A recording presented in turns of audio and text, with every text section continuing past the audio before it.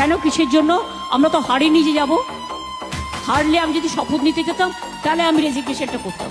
এখন তো question doesn't arise. জোর করে দখল করে যদি কেউ মনে করে যে আমি কি রেজিগনেশন দিতে হবে, নো, নট দ্যাট। দিদি চলে গেছেন, তবু দিদিকে নিয়ে কমেডিটা আমরা চালিয়ে যাবো, আমাদের চালিয়ে যেতে হবে। এরকম দিদি আমরা বাপের জন্মে দেখিনি।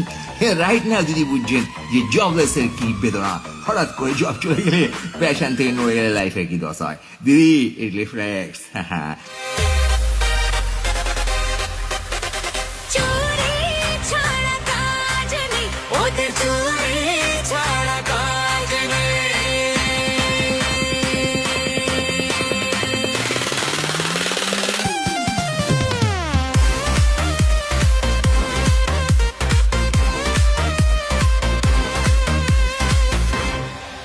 DJ Satak on the baby.